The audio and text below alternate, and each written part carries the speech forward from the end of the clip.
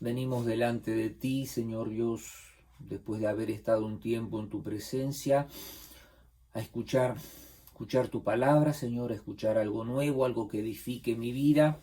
Por eso, Señor Dios, en esta mañana dejo de lado también un poco esas cosas, esas ideas, Señor Dios, y que vienen a mi mente, y me enfoco, me concentro en ti, me concentro en tu palabra, Señor Dios. Yo en esta mañana, Señor, reprendo toda atadura, todo bloqueo mental de la vida de las personas, en el nombre de Jesucristo, para que tu palabra entre con poder y con gloria. También, Señor, yo me pongo bajo tu guía, bajo tu dirección. Necesito que me des sabiduría, entendimiento, claridad, explicación, Señor Dios, para poder hablar, para poder comunicar lo que el Espíritu tiene para su iglesia. Amén. Pedimos esto en el nombre de Jesucristo, nuestro Señor. Amén, amén y amén.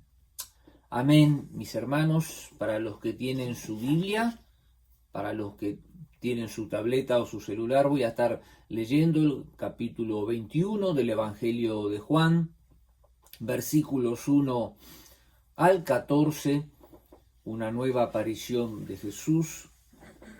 Comienzo entonces, capítulo 21 del Evangelio de Juan, verso 1.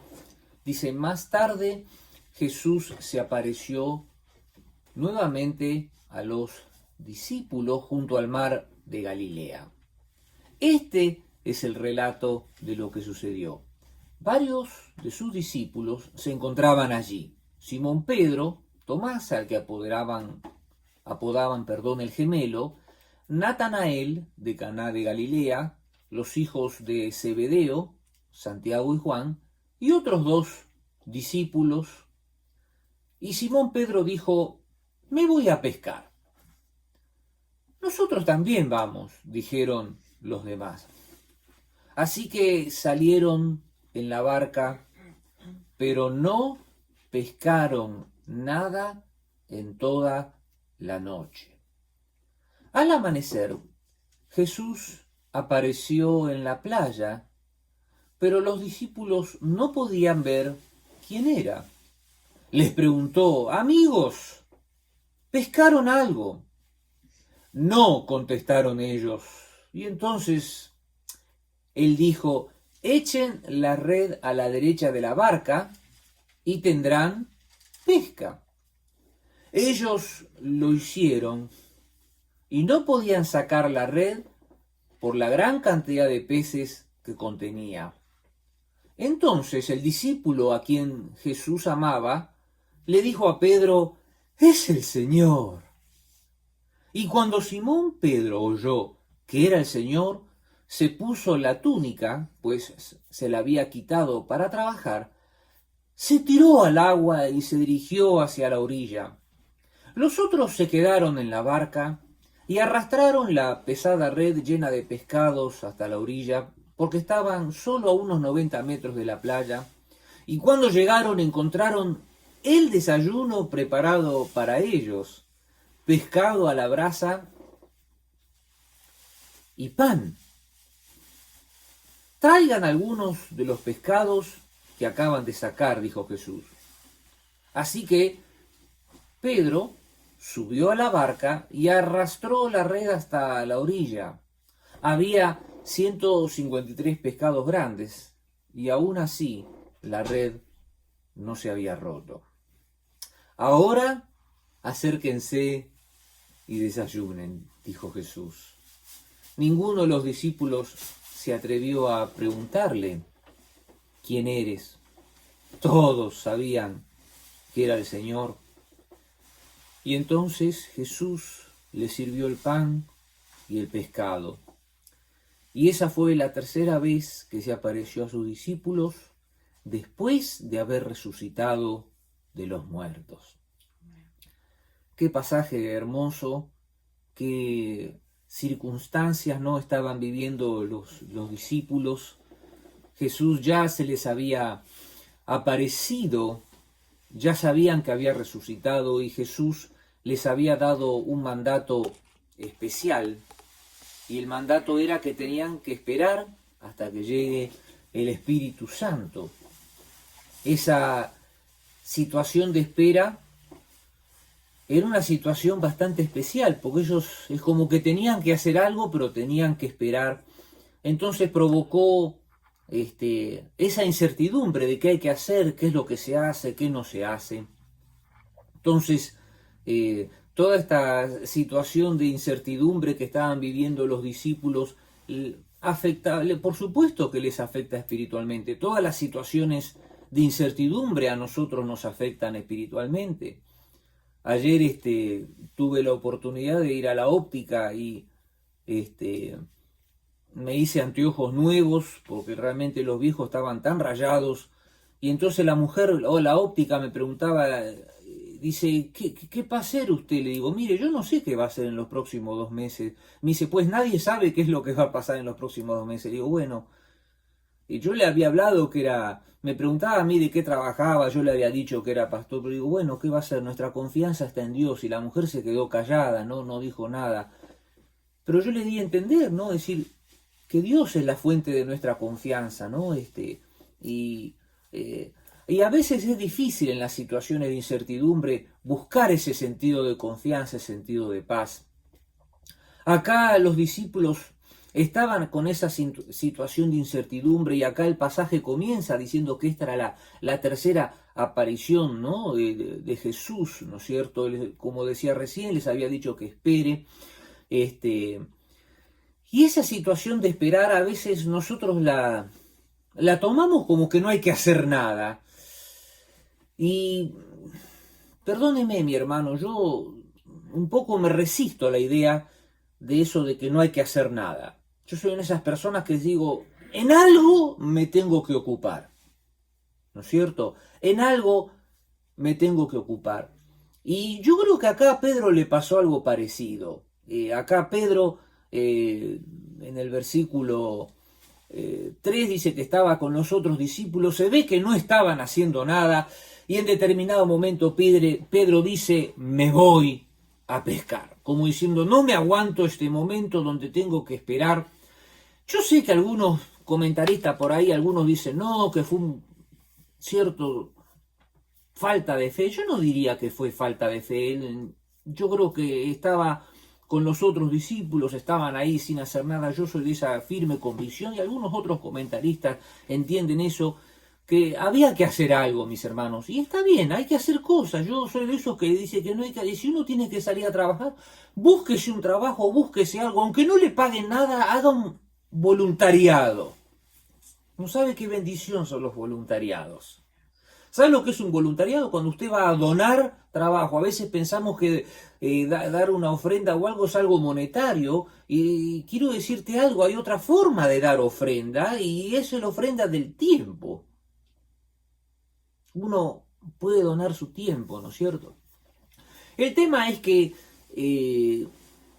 quiero volver un poco al pasaje, los discípulos no estaban ahí sin hacer nada y entonces no esperaron sentados sin hacer nada. Se pusieron a hacer algo, ¿no es cierto? El mismo apóstol Pablo había veces que no tenía tiempo para predicar y ¿sabe qué hacía Pablo? Se dedicaba a su oficio, que era hacer carpas. Él cosía carpas, ¿no es cierto? Así que no está mal si uno no tiene nada para hacer, ponerse a hacer un voluntariado, ponerse a hacer algo, ¿eh? Entonces, hay que buscar estar activos, hermanos. Hay que buscar estar activos, no, no podemos quedarnos sin hacer nada, ¿no? Repito, Señor Jesús en algún momento dijo, mi Padre trabaja y yo trabajo. Lo dice en Juan capítulo 5, verso 17. Mi Padre trabaja y yo trabajo. Y eso lo dijo especialmente en un día de reposo. Estaba haciendo definitivamente un trabajo espiritual, no era un trabajo para ganarse dinero, ¿no es cierto? El punto es, mis hermanos, el punto es que una de las tendencias que tenemos nosotros es a quedarnos y nosotros tenemos que desarrollar la otra tendencia, la tendencia a tener una actitud de servicio. Y ese es un poco el primer punto, ¿no?, de lo que quiero mencionar, ¿no es cierto?, que tenemos que mantenernos activos espiritualmente. No se quede, mi hermano, lo peor que le puede pasar a un cristiano es quedarse sin hacer nada. ¿Sabe lo que dice Pablo en Gálatas 6:9? Dice, no nos cansemos de hacer el bien. Dice Pablo, y lo repito, no nos cansemos de hacer el bien, porque dice, si no desmayamos, cosecharemos a su debido tiempo. Hay una cosecha espiritual, aunque usted está haciendo un trabajo espiritual, hay un trabajo, manual, hay una cosecha espiritual, ¿no es cierto? Yo, Adriana, mi esposa, con todo este tema de que faltaban máscaras, se puso a coser máscaras con la máquina de coser. Y yo me di cuenta que eso era algo de bendición, aún para la gente que no es creyente, y nosotros somos llamados a bendecir. ¿Y sabe lo que hice, mis hermanos? No sabía dónde ponerla, digo, y puso la máquina de coser ahí en la mesa, ¿no es cierto? Y está todo, mire, tenemos medio comedor, todo ocupado con telas, con la máquina de coser, todo. Y ella llega a veces de trabajar y llega a las 6, 7 y se sienta ahí en la máquina y son las 9, 10 de la noche y todavía está cosiendo máscaras para darle a las... Le dio máscaras a los compañeros de trabajo, le dio máscaras a un montón. Perdona, Adriana, no te tenía... no estaba al tanto de lo que... de esta situación ella, ¿no es cierto? Pero tenemos que hacer el bien, mis hermanos. Tenemos que mantenernos activos espiritualmente. Y eso es un poco la primera cosa que yo quiero mencionar acá, ¿no? Así como Pedro se fue a pescar, de pronto Adriana a veces me dice, dice, cómo extraño estar ahí tocando la guitarra, siento como que se acabó. Y yo le dije a Adriana, no digas que se te acabó. Y mire, lo estamos haciendo online ahora, ¿no? Es decir, uno nunca sabe cuando Dios nos puede utilizar. Y tenemos que estar preparados para cuando Dios quiere utilizarnos. Amén, mis hermanos. Entonces, manténgase activo espiritualmente. Y cuando digo espiritualmente, lo digo espiritualmente, pero también si tiene que hacer un trabajito, hágalo. Hágalo, sea de bendición, porque algo se va a cosechar espiritualmente de lo poco que usted está haciendo. Entonces, esa es la primera cosa. La segunda cosa a la que me voy ahora sí a meter es que los discípulos salieron a pescar. Interesante que Pedro dijo, me voy a pescar, y los demás discípulos, no dice, nosotros también vamos, ahí en el verso 3, y salieron en la barca, ¿no? Continúa diciendo, pero no pescaron nada en toda la noche, ¿no es cierto? Usted, si no lo sabía, estos hombres de oficio eran pescadores, era la forma en que se ganaban la vida, y usted sabe muy bien qué es lo que esta gente tenía que llegar, tomar todo eso que habían preparado, lo tenían que preparar para la venta y lo tenían que poner a la venta en la mañana, era parte de su trabajo, y usted sabe, cuando no pescaban nada, no había plata, porque no lo podían vender, era un día más de escasez, era un día que iban a pasar hambre. Usted sabe, en ese momento se vendía al día, ¿no es cierto? Recuerde esa parábola donde habla de alguien que iba contratando gente y al final del día se le pagaba, ¿no es cierto? Así que era muy, muy estresante, ¿no es cierto? Entonces, ellos se prepararon, mis hermanos, para tener la pesca perfecta, se prepararon para lo mejor de lo mejor, y quiero que ¿sabe lo que les pasó? Tuvieron algo terrible. Estos trabajadores tuvieron la peor pesca de su vida. Se prepararon para lo mejor de lo mejor y les salió lo peor de lo peor. Se prepararon, trabajaron para no conseguir nada, ¿no es cierto?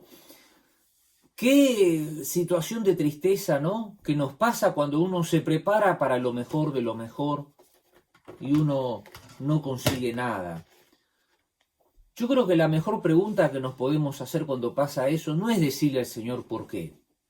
La tendencia natural es ¿por qué? Y yo quiero decirte algo, ¿no? La mejor pregunta que tú le tienes que hacer al Señor es ¿para qué? Cambia el por el para. Porque Dios tiene un propósito bueno para sus hijos. Lo conocemos el versículo de memoria de Romanos 8:28, que todo ayuda para bien a los hijos de Dios de acuerdo a su propósito. Él tiene un propósito. Entonces, hay un propósito de Dios para nosotros. Entonces, pregúntele a Dios, ¿para qué? ¿Para qué es esto? ¿Para qué pasa esto? ¿No es cierto? Y uno tiene que esperar esa respuesta, ¿no es cierto? Quiero continuar, ¿no?, con esta historia que ellos se prepararon, hicieron lo mejor de lo mejor, les salió lo peor de lo peor, y entonces, en ese momento de mayor desesperanza, en el momento donde se liberaba, o sea, aparecía la mayor tensión emocional, y cuando digo la mayor tensión emocional, mayor, ¿cómo le puedo decir? La mayor desazón, ¿no? Ya estaba amaneciendo, ya cuando amanecía, usted sabe, la mañana aparece la luz, los pescados se van más abajo, ya sabían que no se podía hacer nada. Fue en ese momento de mayor desesperanza que aparece Jesucristo.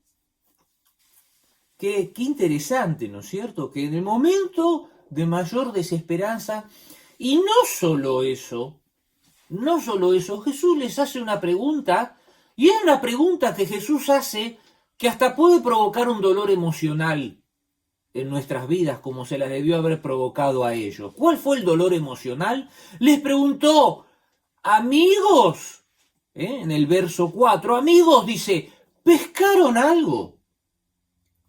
Yo me pongo a pensar, ¿no es cierto?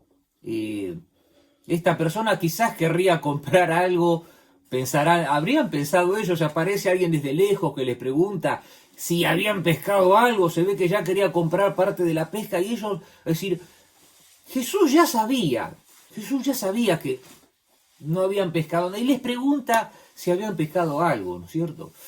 ¿Qué pregunta? ¿Qué pregunta? Jesús lo sabía, sí que lo sabía, sí que lo sabía, ¿no es cierto?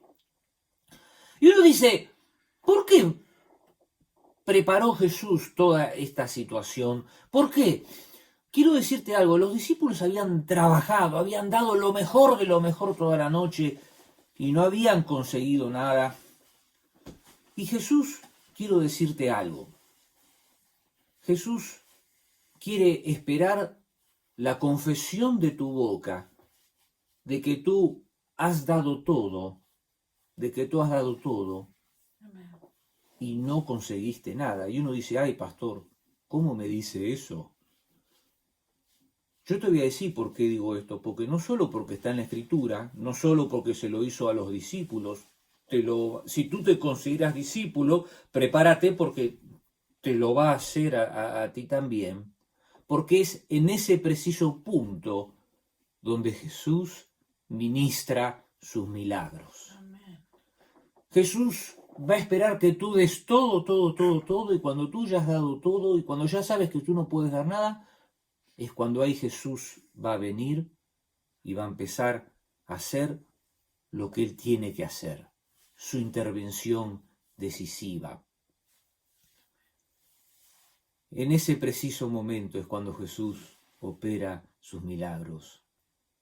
Cuando tú ya has dado todo, cuando tú dices, ya no puedo dar más, ahora, Señor, tú tienes que obrar, es cuando Él tiene que obrar. Eso se llama confiar en Jesús.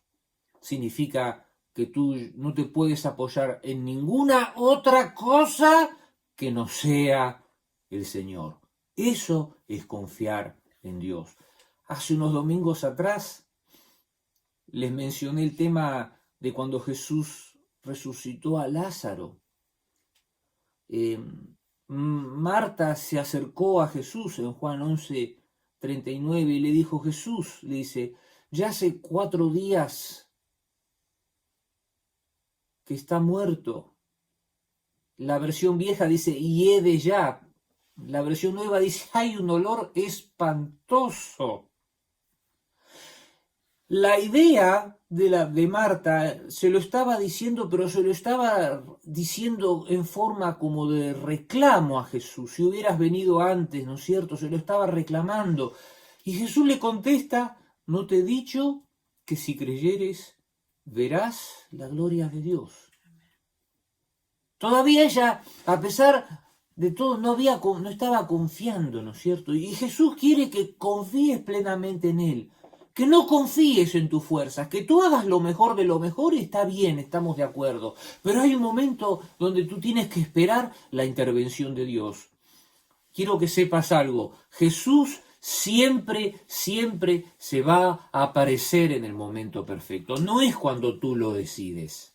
Es cuando Él lo decide, es cuando Él ve que tú estás maduro en tu situación y es cuando ahí Él va a intervenir.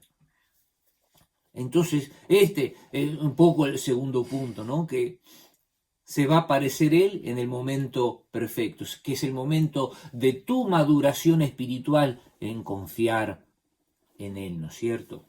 Entonces, ese es el segundo punto de lo que quería mencionarles. Repito, les preguntó si habían pescado algo, ¿no? Y ellos no dijeron nada. Por alguna razón espiritual, mis hermanos, por algún...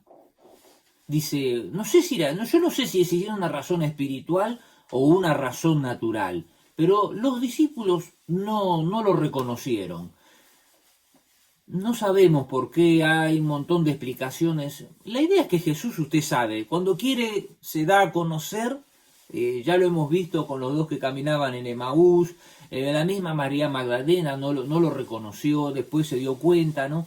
Y acá tampoco no lo pudieron reconocer. Y obviamente cuando preguntó si habían pescado algo, ellos contestaron que no.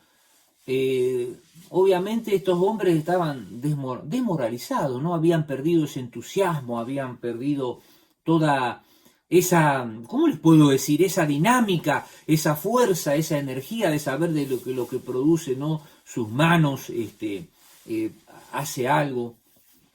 Y entonces pasa una cosa que sorprende, ¿no es cierto? Pasa algo que este extraño que ellos desconocían, les dice que tiren la red sobre la derecha.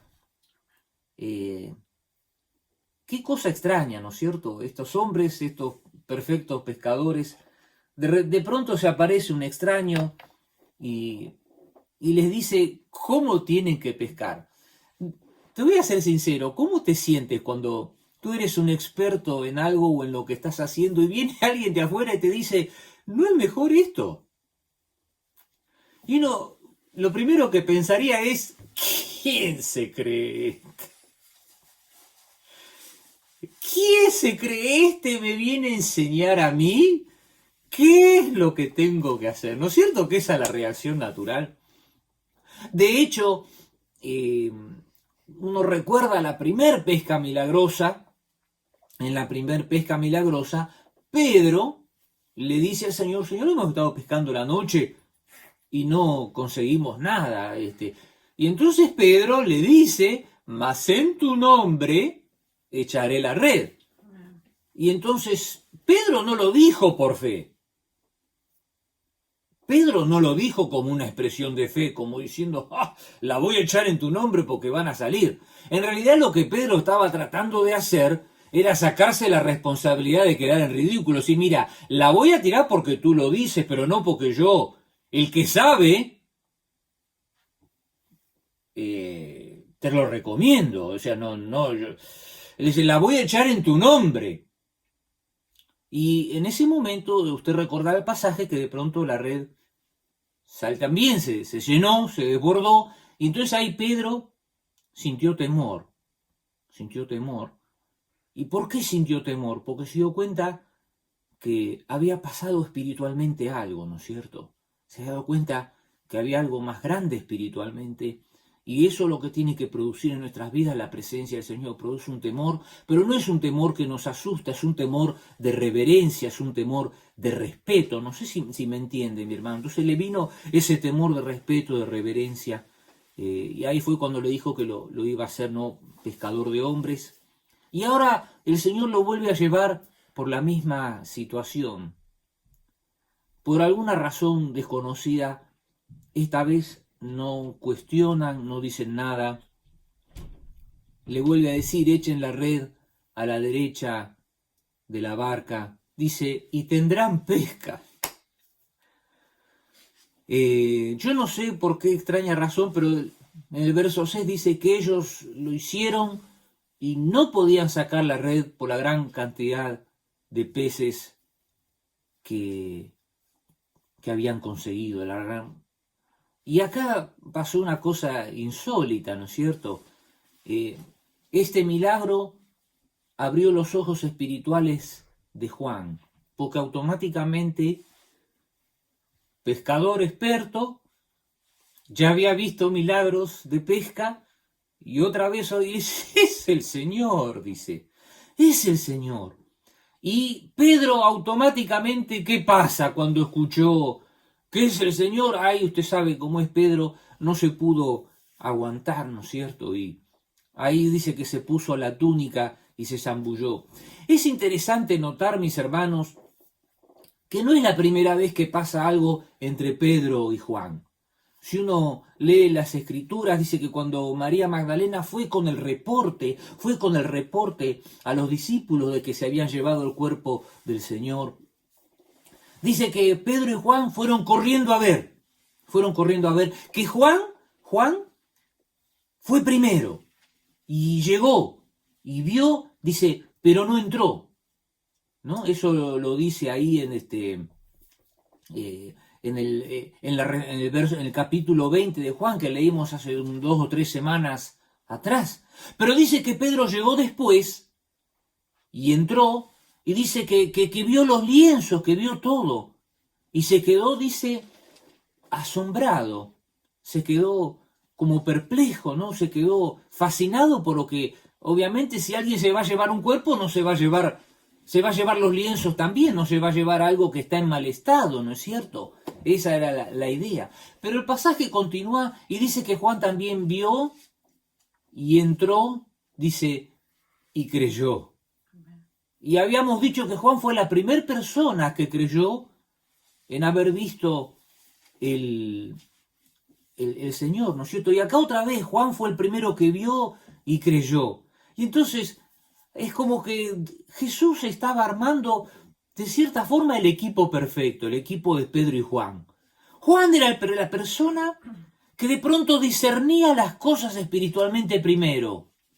Pero Pedro era la persona de acción. Entonces cuando descubría que el otro discernía primero, era el otro el que se aventaba, ¿no? Y era como que Jesús los estaba entrenando en medio de esto, ¿no? Entonces, prepárese para los entrenamientos de Dios. A veces Dios permite que algunos descubran primero, pero otros sean más aventados. Jesús estaba preparando el equipo evangelístico perfecto. Eran Pedro y Juan, ¿no es cierto? Y acá otra vez, el primero que lo descubrió es Juan, pero Pedro no se pudo contener y salió a ver al Señor, ¿no es cierto? Prepárese para las cosas de Dios, prepárese para estas sorpresas que Dios tiene para nosotros. Es interesante que cuando los discípulos dice que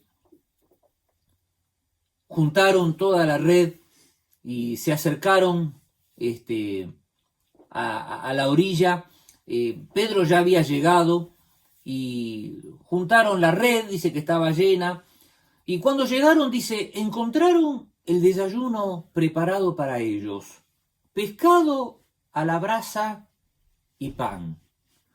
Y uno dice, si Jesús ya tenía el pescado a la brasa y el pan, ¿no es cierto? ¿Para qué los hace pescar otra vez? ¿No es cierto? Dice, qué de cosas raras, ¿no es cierto? O sea, pero a la vez cosas lindas, ¿no? Es decir, Jesús tiene algo preparado para nosotros, ¿no es cierto?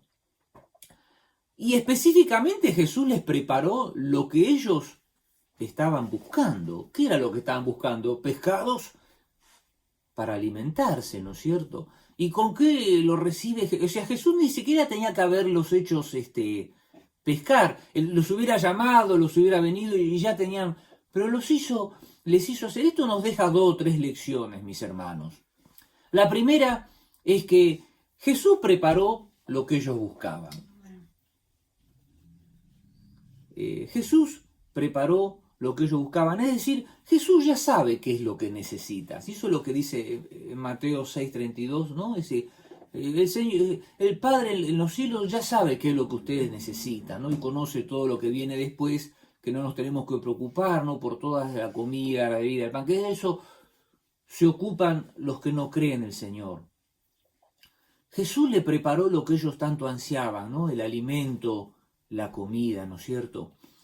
Y la segunda cosa que viene de todo esto, es interesante que a pesar de que ya estaba toda la comida preparada, Jesús les dice en el verso 10, traigan alguno de los pescados que acaban de sacar. Y uno dice, ¿por qué Jesús les pide que traigan los pescados que acaban de sacar si ya estaban todo cocinado, ya estaba todo preparado? Quiero decirte algo. Jesús reconoce el esfuerzo espiritual que tú estás haciendo.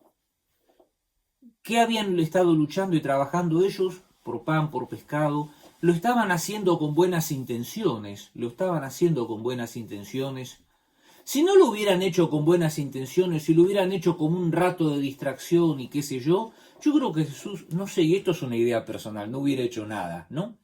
Les que hubiera querido otro mensaje. Pero por eso digo que fue buena la intención de Pedro y que Jesús quiso reconocer esa intención de Pedro de mantenerse activo y como reconocimiento les dice, traigan algunos pescados. Jesús reconoce lo que tú haces. Jesús sabe el esfuerzo espiritual que estás haciendo. Por eso, ¿no? En Mateo 11:28 dice, vengan a mí todos los que están trabajados, que yo les haré descansar. Él reconoce el esfuerzo espiritual que nosotros estamos haciendo. Nosotros a veces quizás pensamos, esto no lo ve nadie o esto no lo sabe nadie. Ellos habrán pensado lo mismo. ¿Quién se va a ocupar de nosotros en este mar solo que estamos ahí en el medio? Y quiero decirte algo, Jesús está con nosotros en medio de nuestras soledades. Jesús sabe qué es lo que necesitamos, Jesús sabe qué es lo que queremos y Jesús nos va a dar realmente lo que nosotros queremos y necesitamos. Por eso, mis hermanos, Jesús ya tiene la respuesta, ¿no? Antes de que le digas cuál es el problema. Repito lo que decía en Mateo 6:32, ¿no? Jesús le decía, ¿no? Ya su Padre en los cielos ya sabe qué es lo que ustedes necesitan. Jesús ya tiene la respuesta antes que le menciones el problema.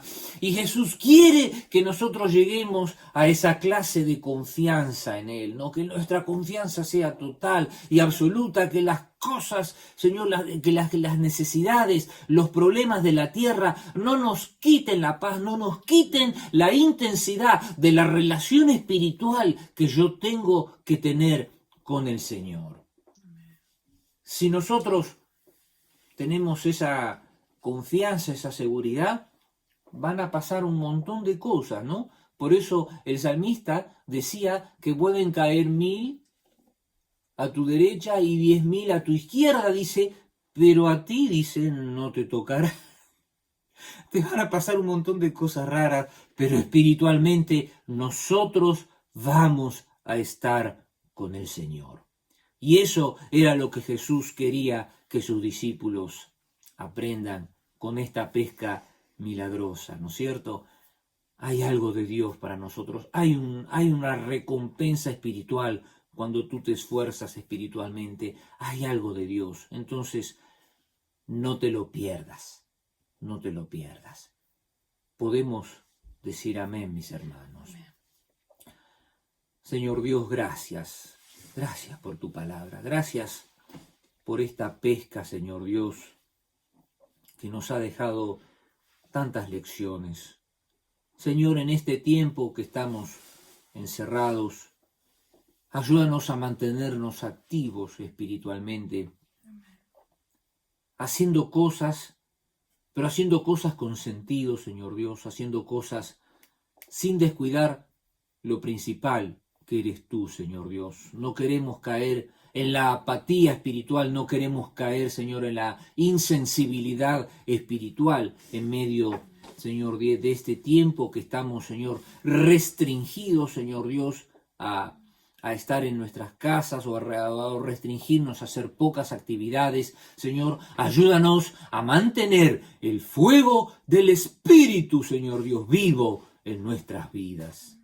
Señor Dios, perdónanos porque a veces dudamos de ti y pensamos que tú, Señor Dios, estás retrasando tu intervención en ciertas cosas, Señor. Nosotros ahora entendemos esta palabra, Señor, y sabemos que tú intervienes en el momento perfecto, ni antes ni después. Tú tienes, Señor Dios, el timing perfecto, Señor Dios, el tiempo perfecto para nosotros cuando tú vas a intervenir, Señor, y yo acepto eso para mi vida, Señor Dios, que tú tienes el timing, Señor Dios, perfecto para mi vida. Dígaselo, Señor, tú tienes el timing perfecto, tú vas a aparecer en nosotros en el momento mejor indicado, Señor Dios. Finalmente, Señor Dios, gracias porque tú tienes la respuesta, Señor, antes que te lo mencione. Señor Dios, ayúdame como Juan, Señor, a discernir las situaciones y ayúdame también a ser como Pedro, a que cuando me doy cuenta de la situación, a ir intervenir, Señor Dios, y a moverme, a acercarme hacia ti, Señor Dios. Señor Dios, tú ya tienes lo que yo necesito. Tú ya tienes lo que yo necesito, Señor Dios. Y por eso, en este día, Señor Dios, me acerco a ti, Señor Dios, confiando que tengo todo lo que necesito y que no me falta nada, Señor. Así como decía David, Señor, Jehová es mi pastor, nada me falta, Señor Dios. Lo decimos, lo repetimos, Señor, que tú eres todo para mí, Señor Dios. Nada me falta, Señor Dios. Nada me falta, Señor Dios. Señor Dios, perdóname porque a veces pienso, a veces dejo mi mente divagar y pensar que todo lo que yo hago, Señor Dios, nadie lo ve. Perdóname, Señor Dios, porque eso es una muestra de falta de fe, Señor Dios. Eso, tengo tan poca en mi fe que no me doy cuenta que tú estás conmigo todos los días hasta el fin del mundo, Señor Dios. Mi falta de fe, mi activismo secular, mi activismo mundano, Señor Dios, no me deja ver que tú estás viendo que yo estoy trabajando en soledad para ti, Señor. Y te pido que me perdones porque eso es mi orgullo, Señor Dios, que está creciendo. Señor, por eso yo someto, Señor, todo orgullo, Señor, lo doblego, Señor Dios, delante de tu presencia y dejo al Cristo resucitado, Señor Dios, que tome control de mi vida. Le dejo al Espíritu Santo que venga a mi corazón, Señor Dios, y me dé la paz, Señor Dios, me traiga esa convicción, Señor Dios, porque el Espíritu Santo es el que nos convence, Señor Dios, todo el tiempo, el que nos lleva, el que nos guía, Señor Dios. Señor, gracias por tu palabra. Gracias, Señor Dios, por tu palabra de aliento en este domingo. En el nombre de Jesús, en el nombre de Jesús. Gracias. Amén. Y amén, Señor. Amén.